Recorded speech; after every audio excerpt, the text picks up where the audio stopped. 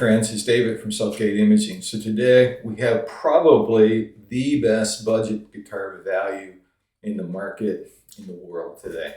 No question about this in my mind anyway. So we have a Yamaha FG800. So these guitars are everywhere. They're the standard starter guitar. The funny thing with these guitars is you'll see people upgrading them. So they'll be playing guitar for a year or two, and you'll see them upgrade. And they'll upgrade to like a $500 guitar or $600 guitar, which they think is going to be better. And a lot of times they're not. These things, they hold together really well. They're easy to play, and they're just a great value. They always sound good, and you don't have humidity problems with this or these. They're not finicky guitars, so you're not going to have those issues. So just walking through the guitar, solid spruce top. That's the big thing on these. This one's a gloss. Actually, I can see it. I can see it shining here. They have a FG 800M model that's matte. It's matte finish, which in a way can be preferred if you don't like the gloss. The gloss are like another $30 more or something like that. They sound the same. They're built the same way, so it's just whatever you like. The other model I got, which I have never owned yet, is a FG800J, and the J is really a short scale. I'll kind of go through that when I get to the bridge. So anyway, solid spruce top. It's like one of the kind of mahogany knockoffs, like all of I believe the wood is, but it's a laminate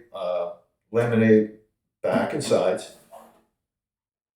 Still nice wood, and these on the newer ones are the walnut fingerboards, which isn't quite as good as the rosewood they used to use. I believe this one looks like walnut to me, so I think it's walnut.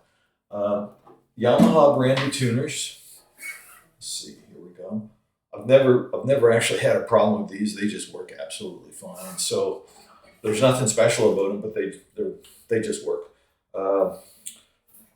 The interesting thing with the Yamaha lineup, they have an FS800, which I've reviewed before, which is the small body of this guitar.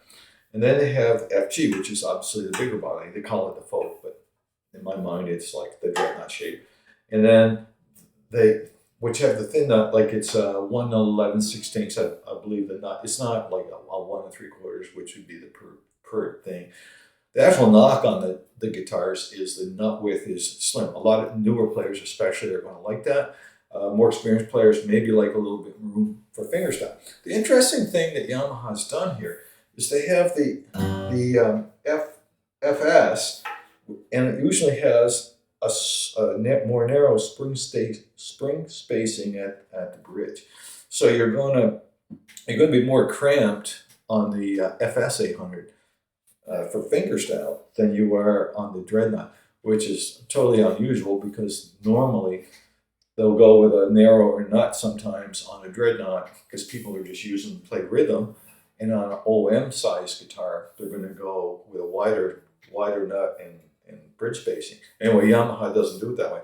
So if you don't find the Dreadnaught too big, you're going to have more space for fingerstyle here.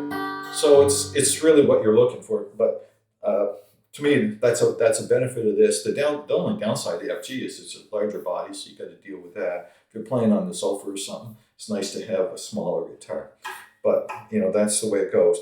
The J model, which really only came out in the last year, is very similar. It just has about a half-inch shorter fretboard here, which kind of makes it more compact, maybe a little easier to play. But strangely, it has the narrower saddle spacing that the FS800 has. So it's just a funny combination of things. Believe me, any one of these three guitars are absolutely fine. They're smoking values. Used car on the used market, these can be anywhere between $150 and $250, maybe $275 Canadian. Still fantastic guitars. A lot of people buy them. They just give up on playing. It has nothing to do with the guitar. They just a lot of people start to play guitar and stuff. So that's where you'll see some of these come up. But other than that, these are just great guitars. Let's do a little knock on I have in store. The standard.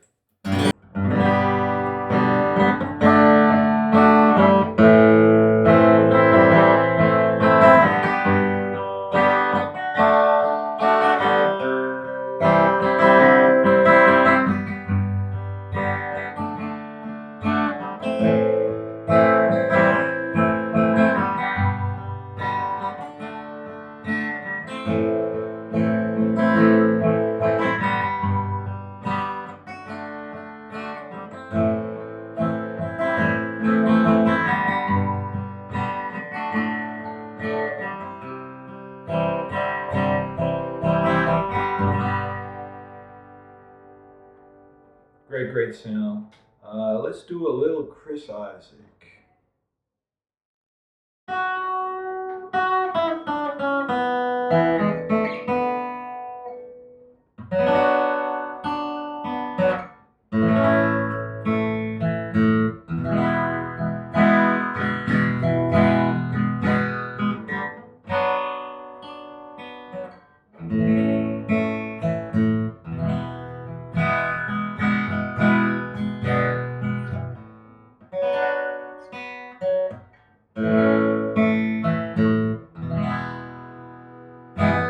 Great, great sound. Great, great sound. Anyway, great entry-level guitar, and these will keep an intermediate player really happy. I particularly like them for taking it jams where you're probably going to get your guitar banged around or dinged. I don't take a $3,000 guitar to a jam. I'll take something like this, and I won't worry about the guitar. And I'll loan it to people. I don't care. What do you got to lose? So again, great, great value. If you're in the market, even as a second guitar, you're not looking as a step up, just as that kind of a beater guitar to have around. These are just a fantastic selection. Anyway, thanks for your time. Remember to like, subscribe, and comment if you have any questions. Thanks again.